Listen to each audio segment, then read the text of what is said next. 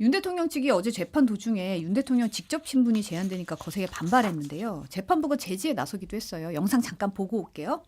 규정의 근거가 뭔지 저희들 평의 결과가 그렇기 때문에 그걸 법적 바꾸려면 근거를 들어주십시오. 법정 근거는 소송 지휘권 행사입니다. 홍장원에 대해서 다시 저희가 주신문으로 시간 제한 없이 증인으로 신청하는 바입니다. 제가 서두에 홍장원에 대해서 재판부 평의를 거치겠다는 말을 안 했나요? 전혀 앞뒤가 맞지 않는 말이 아닌 것 같은데 이렇게 맥락을 끊고 외부에서 지원하는 의미는 뭐냐고 하면서 답을 그렇게 강요하듯이 질문하시면 어떡해요. 됐습니다.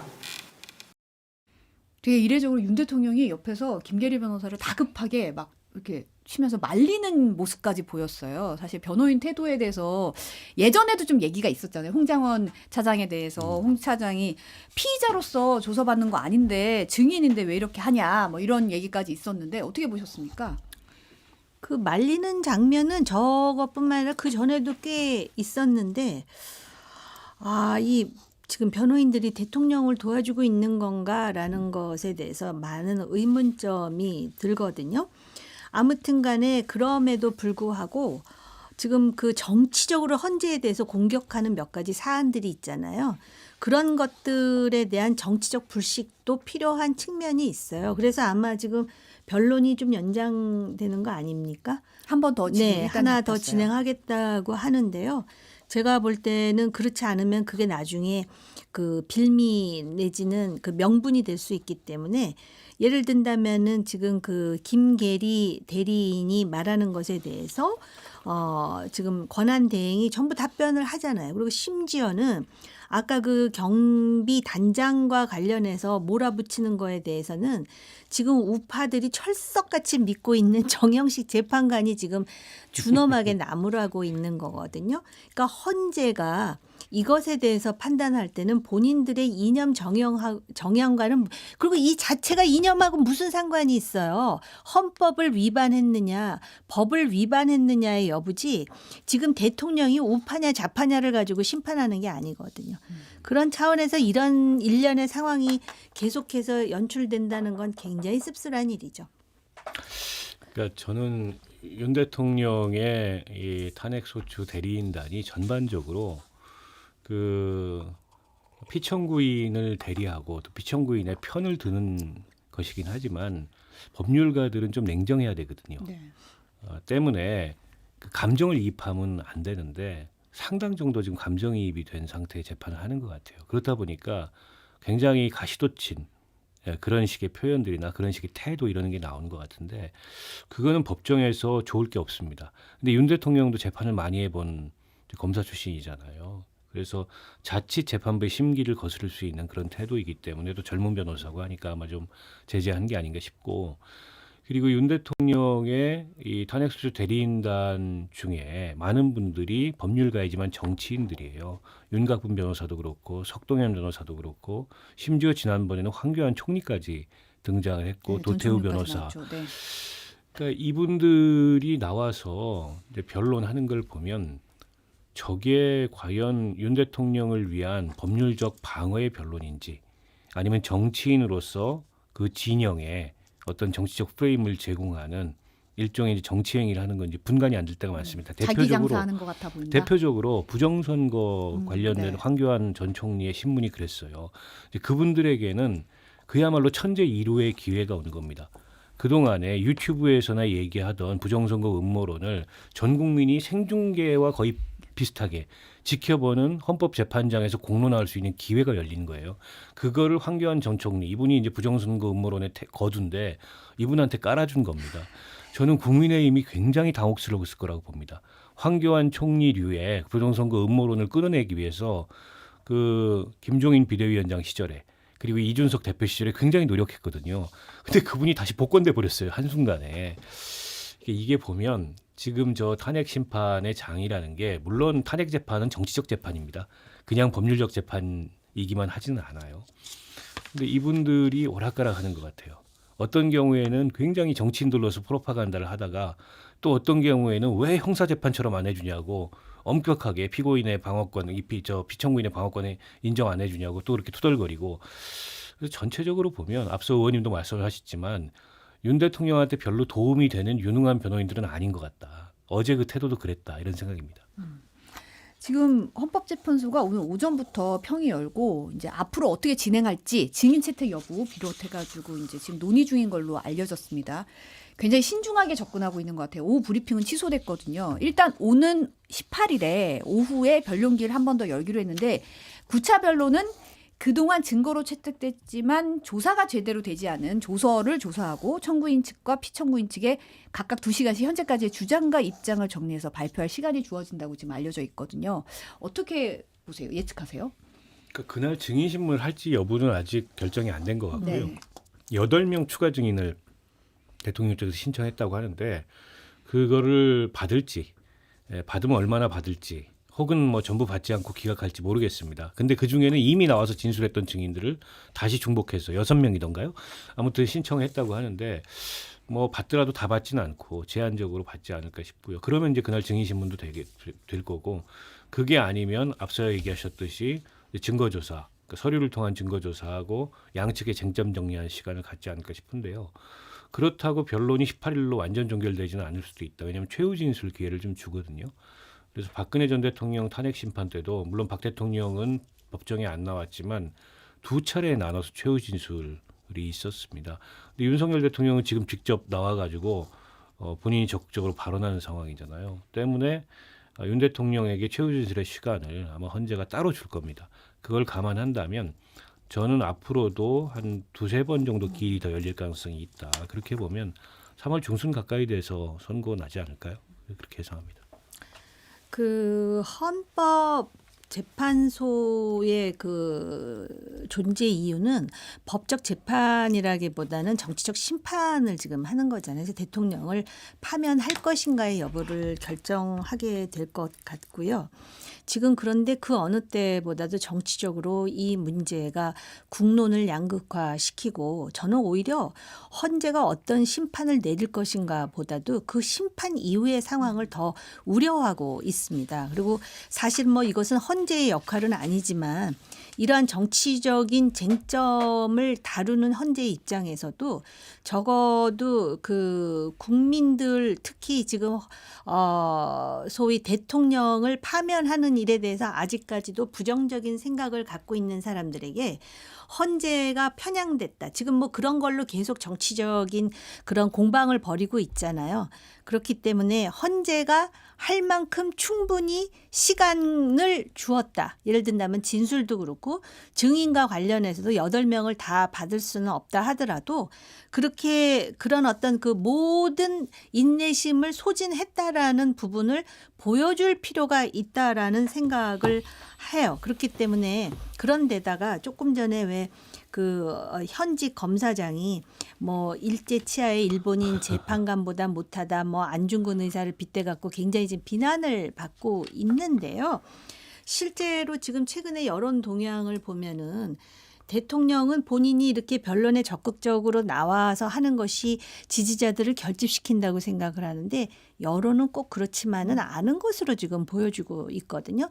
오히려 대통령이 침묵할 때 대통령의 지지도는 가장 높이 올라가는데 모르겠습니다. 근데 본인은 아마 최후 진술도 원하고 증인도 더 나와서 그 이야기를 듣기를 원할 거예요. 그렇다면은 제가 볼 때 여기서 딱 정리 종결하기보다는 한 두어 차례 더 인내심을 헌재가 이렇게까지 인내심을 보여서 이런 결론이 나왔다라고 하는 것이 심판 이후의 상황에서 우리 사회의 정치적 안정성이라든지 건강성을 위해서 그게 현실적으로 바람직한 게 아닌가라는 개인적인 생각이 있어요.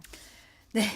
지금 조금 전에 들어온 속보 좀 전해드리겠습니다. 지금 오늘 오전 10시 51분쯤 부산 기장군 반얀트리 호텔 조성 공사장에서 불이 나서 지금 소방당국에 따르면 6명이 심정지 상태 중에 4명이 사망했다는 소식이 지금 전해졌고요. 부산소방본부가 대응 2단계 발령하고 헬기 투입하는 등 지금 진화 작업에 총력을 기울이고 있는 상황입니다. 불이 공사장 건물 1층 단열재에서 발화한 것으로 추정되고 있는데 지금 시민들에게 안전 안내 문자 발송해서 차량은 건물 주변 도로 피해서 우회하고 건물 내에 있는 사람들 즉시 대피하라고 당부하고 있는 상황입니다. 네, 그러면 어제 좀 충격적인 소식이 좀 전해졌는데 MBC 단독 보도로 나왔죠. 비상계엄의 이른바 비선으로 지목된 노상원 전 정보사령관의 수첩 내용 뭐 좀 나오긴 했어요. 일부 내용이. 근데 추가로 좀 드러난 내용이 수거 대상 그러니까 체포 대상이 A부터 D까지 분류가 됐는데 인원이 500여 명이 이제 수집 이런 얘기가 있었고 1차, 2차, 3차 등으로 수거 계획이 나눠졌다는 겁니다. 등급 A가 이재명 더불어민주당 대표, 조국 전 의원, 문재인 전 대통령, 유시민 작가, 임종석 전 비서실장, 이준석 의원, 그리고 정청래, 김용민, 뭐 김의겸 등 전현직 의원들이 있었고 좌파 판사라 전원이라고 해놓고 이재명 대표 구속영장 기각한 판사 이름도 있었다는 거예요. 간첩 재판자 항목 아래는 문재인과 그 일당, 이재명 쪽 놈들 이렇게 써 있었고 뭐 연예인들도 있었는데 김어준 씨, 김재동 씨 그리고 차범근 전 축구대표팀 감독 이름도 확인이 됐다고 해요. 이 보도 어떻게 보셨습니까? 그러니까 그 노상원 씨 수첩이 당시 압수수색에서 확보가 됐고 거기에 이 내란과 관련된 그런 증거가 포함돼 있다. 이 보도는 있었는데 내용이 이렇게 구체적으로 알려진 건 이제 처음이고 좀 충격적인 내용입니다. 물론 이게 실제 실행 계획을 가진 그런 성격의 것이었는지 아니면 노상원 개인의 약간 이제 뭐 뇌피셜이라 할까요? 자기만의 계획 이런 거였는지 혹은 김용현 등과 사전에 협의되거나 상의된 그런 내용을 본인이 발전시켜서 적은 건지 이건 수사를 더 해봐야 돼 알 것 같은데 어찌 됐건 간에 그 내용으로 보면 굉장히 충격적이지 않을 수 없고요. 결국 이제 우리 사회의 전반을 망라해서 정치적으로 그 윤 정권의 반대자이거나 걸림돌이 되거나 혹은 거슬리거나 이런 사람들을 다 제거하고 심지어 그 문서에 나와 있는 내용을 보면 그냥 수거해가지고 어디 수감하겠다는 게 아니고 다 죽이겠다는 얘기였거든요. 뭐 해상으로 데려가서 사고를 가장해서 심지어 이제 우리 쪽에 인력들이 동원되면 그 수사 대상이 되니까 전문 인력 프로페셔널을 고용해야 되는데 북한 쪽이 좋을 것 같다. 뭐 이런 등등 어쨌든 북을 유도해서 자신들의 계획에 참여시키겠다는 그런 내용까지 포함이 됐고 굉장히 무시무시한 내용들이 들어가 있어요. 그리고 심지어 뭐 헌법을 바꿔가지고 대통령의 3선 연임을 보장하고 후계 구도까지 정해야 된다. 결국 그러면 이 내용이 협의되거나 일정 부분 그 실행 계획을 갖고 있는 것이라면 그냥 지난 비상계엄은 2시간짜리 어떻게 보면은 좀 대통령이 경고성 계엄을 하고 야당이 거기에 대해서 반대하니까 해제된 그런 해프닝이 아니라 장기 집권 나아가서 영구 집권을 꿈꾸고 그의 걸림돌이 될 모든 것을 깨끗이 다 일소하겠다라는 계획을 가진 어떻게 보면 12.12나 5.16보다 더한 그런 내란 계획이 아니었나라는 것을 보여주는 징표가 아닌가 싶고 차범근 감독이 도대체 왜 들어간 거냐라는 의문을 많이 제기하던데 조국 전 장관 탄원서를 낸 적이 있답니다. 네. 거기 이름을 올린 적이 있대요. 야, 그래서 깨알 같구나. 정말 자신들의 눈에 가시 같은 사람들을 구분해내는 게 깨알 같구나. 이재명 그 영장 기각했던 판사는 그분의 무슨 성향이 그렇다 그래서 무슨 좌파입니까? 아니면 그분이 무슨 우리법 연구입니까?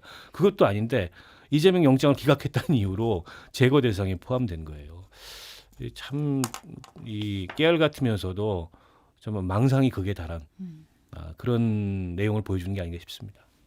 저는요, 이 내용이 나왔을 때 하나도 무섭지도 않았고 경악하지도 않았어요. 왜냐? 한국의 21세기 대한민국의 정치를 볼 때 이건 가능하지도 않은 일이에요. 오히려 노상원이라는 사람의 정신 감정이 필요한 게 아닌가. 왜냐하면 이거는요. 북한에서도 일어나기가 그렇게 수월한 일이 아니에요. 중국이나 러시아까지도 아예 불가능한 일이고요. 아예 시스템이 없는 아프리카 독재국에서도 이렇게 수거하기가 간단하지 않을 거라는 점에서 이런 그 메모를 써놨다라는 것에 대해서 우리가 경악할 필요조차도 없는. 그런데 이제 문제는 뭐냐면은 김용현 전 국방장관이 계엄이 해제되는 과정에서 그 보좌관이 들었는데 어디다 전화를 하면서 상원아 이제 어떡하냐 이랬다라는 얘기가 어제 언론 보도로 나오더라고요. 네, 자필 진술서에 따르는 그래서 제가 아까 그 세 사람을 언급하잖아요. 이 김용현 전 국방장관이 진짜 문제가 있구나. 아마 그 계엄을 실시하려고 그 신원식 국방장관을 교체한 건가라는 개인적인 그런 그 의문과 함께 이 김용현이라는 사람이 현재에서 증언을 하면서 무슨 얘기를 하냐면은 대통령의 심리 상태에 기복이 많다라는 표현을 쓰더라고요.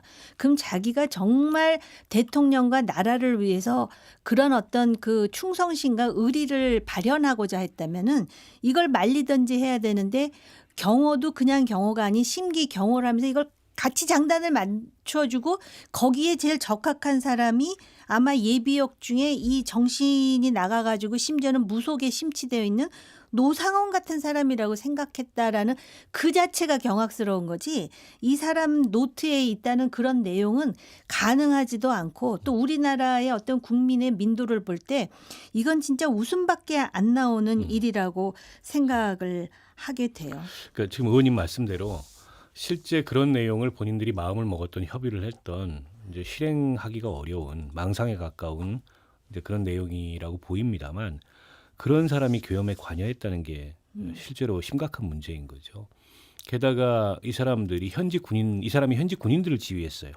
이제 민간인이. 네. 승진을 미끼로 심지어는 돈도 받았다. 네. 근데 이런 어떤 수사 과정에서 흘러나오는 얘기들까지 있습니다. 그러면 결국 우리 군의 지휘 체계라는 게 아주 심각하게 오염돼 있는 거고 그렇다 보니까 노상원이라는 자가 이런 허무맹랑한 그런 꿈까지 꾸게 되는 게 아닌가 싶은데요. 근데 저는 이 사람이 무슨 계엄의 비선이다.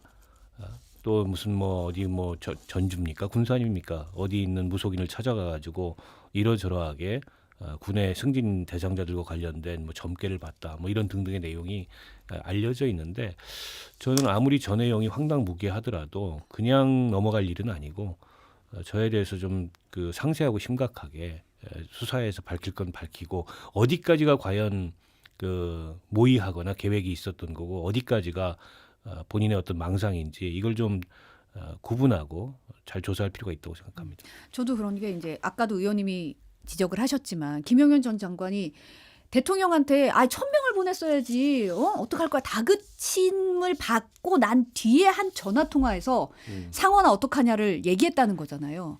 그럼 사실은 어쩌면 굉장한 브레인 역할을 했다는 얘긴데 이 사람의 수첩에 있었던 이 계획이라는 게 물론 굉장히 무시무시한 내용이고 근데 전례를 보면 이 수거 대상 이송중 그리고 실제 체포조가 있었고 명단도 있었잖아요. 네. 그러면 어느 정도의 구체적인 실행 계획을 가지고 지금 1차, 3차, 4차 나눠서 전 국민 출금하고 이런 식으로 계획이 있었다는 건데 어느 정도로 진행을 하려고 했었던 건지 이 부분은 수사를 통해 밝혀져야 될 부분을 갖고 이재명 대표 같은 경우는 너무 기가 막힌다. 조금이라도 불편한 사람 다 죽이려 했다. 이게 상상이나 할 수 있는 일이냐 이렇게 비판을 했고 이준석 개혁신당 의원 같은 경우는 SNS에 수거 대상 이준석입니다. 이렇게 하면서 개탄스럽고 당혹스럽다. 지금이니까 이렇게 웃으면서 얘기하지 사실은 끔찍한 일이거든요. 최강욱 전 의원 같은 경우에는 SNS에 500명에도 못 들었다. 네 이름은 점점점 이렇게 올렸어요. 그래서 댓글 보니까 분발하시죠. 이런 댓글이 막 주르륵 달렸던데 참 무시무시한 일들이 많이 계획이 됐구나. 아까 의원님도 말씀하셨지만 국군에 날 때 새 사령관을 관저에다 불러놓고 계란 마리에 김치찌개 해주면서 막 이렇게 축혀 세우고 난 뒤에 김용현 장관이 가서 새 사령관한테 어디 국회 선관위 이렇게 민주당사 확보해야 된다 이렇게 얘기를 했다는 거잖아요. 그게 이제 2달 전이거든요. 2달 전부터 안가 회동을 하고 이제 소맥 회동을 하면서 이제 김용현 장관이 그 수방사 또 방첩사 그다음에 특전사 여기 한 몸이다. 때문에 이 병력을 동원해서 여기를 장악해야 된다. 이걸 2달 전부터 모의를 했다는 거잖아요. 그러니까 이거는 그냥 우발적이거나 즉흥적이거나 소위 말하는 경고성 이런 게 아니고 상당히 준비된 군사반란 성격의 그런 어떤 그 계엄을 준비했던 거고요. 그러니까 과거에 이제 그 11.6 박정희 그 저격 사건 그 기록을 보면 당시에 차지철 경호실장이 습관적으로 탱크로 다 밀어버려야 된다. 1,000명이든 2,000명이든 이런 얘기를 했다는 얘기가 나와요. 그리고 그래서 용서할 수가 없었다. 이제 김재규가 이런 얘기가 나오는데 그거하고 비슷한 얘기예요. 지금 노상원의 계획이라는 게. 근데 그때만 해도 굉장히 단순했어요. 그냥 탱크로 밀어버리겠다. 이건 일종의 레토릭일 수 있습니다. 그냥 쓸어버리겠다. 근데 그에 비해서 이건 굉장히 구체적이에요. 계획이. 누구는 어디 그 그걸 갖다 이제 수거 장소까지 뭐 실미도도 거기에는 포함이 돼 있고 저기 뭐 어디 제주도도 포함이 돼 있고 그다음에 민통선 부분에 어디도 포함이 돼 접경 있고 지역도 다 접경 나와 지역도 있고. 포함이 돼 네. 있고 어디는 화재로 어디는 폭발로 어디는 뭐 몰로 이런 식으로 이제 소위 말하는 수거 대상들을 제거할 계획까지 세우고 거기에 뭐 북한 이 군을 끌어들여서 뭘 어떻게 하겠다 때문에 그냥 개인의 망상이 전 아니었을 수도 있고 최소한 이게 실행 계획이 구체적으로 세워지지 않았더라도 과연 이 내란 주요 세력들 간에 이런 거에 대한 협의나 모의가 있었는지 이런 것들은 이제 수사 과정에서 밝혀져야 되고 아마 이제 검찰이 수사 결과를 발표하게 되면 그런 내용들까지 포함이 되지 않을까 싶습니다.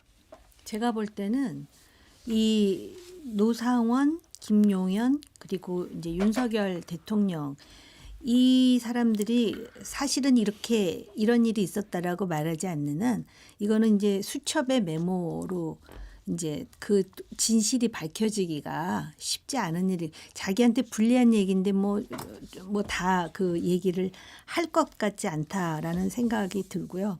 이제 그 과정에서 뭐 곽종근 사령관이 지금 그 통탄하고 후회하면서 내가 가스라이팅 당했다 뭐 이런 얘기 나오잖아요. 대통령이 손수 삼성 장군을 불러다가 소맥을 말아주고 김치찌개를 끓여주고 우리나라 사람들은 이상하게 밥을 먹여주거나 하면 자기 사람이 된다라는 왜 그리고 인사에도 그러잖아요. 아침 드셨어요. 그러니까 이게 밥 먹는 일이 굉장히 중요한 거예요. 이 판에서. 식사 챙겨야죠. 네. 근데 아무튼 간에 그렇다 그래서 가스라이팅을 당했다면서 뒤늦은 후회를 하고 있는데 그런 상황에서도 가스라이팅 당하지 않아야 되는 게 군인 정신이죠. 결국은 처음에 쭈삣쭈삣 하다가 나중에 이게 아니구나 했다라는 거잖아요. 이런 것도 참 굉장히 안타까운 일이고요. 아, 내가 이 얘기를 해야 되나 속으로 생각했는데 이재명 대표가 너무 기가 막히다. 조금이라도 불편한 사람은 다 죽이려 했다 이러잖아요. 뭐 실질적으로 죽인 건 아니지만 정치적으로 자기하고 불편한 사람 전부 가죽을 벗기도 공천을 안 준 것도 결국은 정치적으로 사망 선고를 내린 거 아닌가요? 그러니까는 제가 지금 하고 싶은 얘기는 민주주의라는 거는 견제가 돼야 되는데 견제 없는 권력은 다 이런 식으로 사달이 날 수밖에 없다라는 말씀을 꼭 드리고 싶네요. 근데 이재명 대표가 사실은 이제 김경수 전 지사 어제 만났잖아요. 어제 만나면 어떻게 보셨어요? 그거는 이제 본인의 조기 대선을 위한 하나의 본인은 그 과정이라고 생각하지 않겠습니까? 진정성 해야 돼요. 어차피 해야 되는 일이긴 한데 그동안의 행적을 볼 때 과연 이재명 대표를 지지하지 않는 사람들이 진정성의 측면에서 전향적으로 생각이 바뀔까요? 어떠세요, 의원님? 근데 이제 저런 류의 만남을 통해서 당내의 통합과 포용 이게 가장 그 절실하게 필요한 사람이 지금 시점에서 누굴까? 이재명 대표라고 생각해요. 그러니까 김경수 지사도, 김동연 그 지사도, 그리고 김부겸 전 총리도 이제 도전자의 입장입니다. 도전자의 입장에서 기존 시스템에 대해서 이런저런 문제 제기를 할 수 있어요. 근데 그분들이 지적하거나 그분들이 요구하는 내용이 정작 필요한 사람은 이재명 대표예요. 그리고 그걸 하면 제일 도움이 되는 사람도 이재명 대표입니다. 저는 그거 모르지 않는다고 생각해요. 그래서 뭐 당연히 저게 본인한테 도움이 됐기 때문에 저는 했다고 생각하고 근데 이제 문제는 그러니까 이재명 대표가 이제 통합과 포용을 강조하고 그런 제스처를 취하는 거 하고 이재명 대표의 주변에서 그와는 다른 모습을 보이는 거하고 항상 엇박자가 나거든요. 저는 그게 문제라고 생각합니다. 오늘 고민정 의원도 뭐 비슷한 얘기를 어디 방송에서 했던데 이재명 대표는 진정성이 있다 본인이 보기에. 근데 주변에서 자꾸 이재명 대표를 작게 만든다. 근데 그런 모습까지 없어져야 지금 이 내란 이후에 조기 대선에서 민주당이 승리할 수 있는 거 아니냐 이런 얘기를 했던데 그 뭐 틀린 말이 아니죠. 그래서 일각에서는 이재명 대표가 겉으로는 저런 포용과 통합과 화해의 제스처를 취하지만 속마음은 안 그렇기 때문에 지지층이나 주변이 그런 거 아니냐 이런 지적이 계속 나와요. 그러니까 그런 문제까지도 어떻게 보면 이재명 대표가 좀 단도리를 할 수 있어야 된다. 그래야 이제 진정성이라는 측면에서 과거와 달라지는 모습이 이렇게 보일 것 같고요. 그러니까 통합 포용을 위한 실질적 조치가 뭐냐. 만나는 것만으로 실질적 조치라고 얘기할 수는 없어요. 구체적 요구사항들이 있잖아요. 예를 들어서 어제 이제 김경수 지사도 팬덤 이 정치가 좀 과잉되는 거 안 좋다. 온라인만이 아니고 오프라인에 소통하고 이럴 수 있는 기회도 좀 만들어야 되고 개헌 관련된 얘기도 하고 좀 더 가면 이제 뭐 후보 경선 룰부터 시작해서 이런 얘기들이 나올 거예요. 근데 그와 관련돼서 그냥 그 말로서 제스처로서 통합 포용하는 걸 넘어서서 실질적 조치 이것들이 이제 어떤 게 준비될까. 어제 아마 그 합의라기보다 공감대를 이뤘던 건 모든 이제 헌정 수호 세력이 다 모여서 어쨌든 이 내란 위기를 극복하고 대선을 이겨야 된다 이런 얘기를 했는데 그게 구체적으로 어떤 형태로 나타날까 이런 것들을 좀 지켜보면 지금의 지금 통합 포용의 모습이 실제 어떤 결과를 맺는 걸로 나타날지 알 수 있을 것 같고 그럼에도 불구하고 가장 큰 변수는 이재명 대표 항소심 결과입니다. 그게 뭐냐에 따라서 당 상황, 민주당 상황은 언제든지 다시 갈등과 내용으로 치달을 수도 있다 이렇게 생각합니다. 지금 그 말씀해 주셨잖아요. 항소심 결과. 항소심 결과에 상관없이 본인은 대선을 향해 직진할 거기 때문에 저렇게 급한 거예요. 지금 그런 얘기를 김어준 방송에서 했잖아요. 본인은 뭐 결과와 상관없이 계속 그 나갈 거라는 거를. 근데 그게 어떤 파장을 줄지는 지켜봐야죠. 이 얘기 마지막으로 좀 해볼게요. 이제 한동훈 전 대표 서울시장 출마설에 대해서 신지호 전 국민의힘 전략기획부총장이 최근 오세훈 시장 쪽에서 퍼뜨린 가짜 뉴스라는 얘기를 했어요. 그러니까 오 시장이 어제 이제 방송에서 확인해 봤는데 참모 중에서 그렇게 말한 분이 없다. 한 전 대표가 대선 생각하는 분인데 서울시장은 결례라고 생각한다. 그러면서도 이제 연대 가능성 관련해서는 당대표 되고 나서 전화 한 번 한 적 없다. 밥 한 번 먹은 적 없다. 지지층이 겹치면 연대하지 않는다라고 일축을 했더라고요. 제가 지금 제일 이렇게 표현해도 우스운 게요. 개혁신당에서 이준석 허은하 싸우는 거하고요. 지금 국민의힘도 뭐 여론조사는 그렇게 나온대지만 지금 이럴 일은 아니라고 보여지거든요. 그런데도 이런 일들이 생기잖아요. 이게 좀 우습네요. 네. 한동훈 대표가 서울시장 출마하면 어떠냐는 얘기는 제가 했습니다. 몇몇 방송에서. 네. 저는 좋은 아이디어라고 생각했어요. 왜냐하면 한동훈 대표가 지금 이제 지지층을 좀 잃고 당대표에서 쫓겨나고 이런 것만이 아니고 한동훈 대표의 결정적 한계는 뭐냐면 검사 출신이라는 것밖에 본인의 경험과 이력이 없다는 거예요. 그러니까 다른 정치적 경험을 축적할 기회가 필요가 아직 나이도 좀 있기 때문에 그리고 이번 대선이 국민의힘한테 그렇게 좋은 환경입니까? 아니잖아요. 그러면 나 같으면 그렇게 좀 거쳐가겠다. 이런 얘기를 제가 몇 번 했어요. 오세훈 시장 쪽에서 그 얘기를 들어가지고 퍼뜨렸나? 그건 잘 제가 모르겠는데 저는 여전히 한동훈 대표가 생각해 볼 만한 가치가 있는 그런 경로라고 생각해요. 왜냐하면 검사밖에 안 해본 윤석열 대통령이 이 엄청난 결과를 만들어 놨는데 물론 윤석열 대통령 스타일은 많이 다릅니다. 계엄에도 반대했고 탄핵에도 찬성했고 한동훈의 계엄 반대는 대한민국 현대사의 굉장히 결정적 장면 중에 하나라고 저는 생각해요. 굉장히 여당 대표로서 하기 어려운 용기 있는 결정이었는데 근데 그 뒤에 뭐 한덕수하고 공동정부 오락가락하면서 안팎에서 평가가 낮아져가지고 쫓겨났는데 본인이 이제 다시 재개하고 활동을 시작하려고 하는데 쉽지 않아요. 게다가 활주로 굉장히 짧습니다. 탄핵 인용되면 60일 동안의 대선인데 3주 내에 후보 경선까지 끝날 거예요. 아마. 그렇죠. 그 안에 경선 과정까지 근데 다 포함이죠. 지금 회복이 될까? 연일 지금 지지율을 잃는 김문수 지사가 나오고 본인은 저렇게 처져 있는데 그쪽의 기대는 이런 것 같아요. 이제 먼지가 가라앉으면 이길 수 있는 후보가 누구냐 이렇게 이성적 판단을 국민의힘 지지자들이 할 거고 그러면 이제 본인이 상당히 경쟁력이 있는 거 아니냐. 근데 오세훈 시장도 그런 생각을 하는 거거든요. 두 분이 겹쳐요.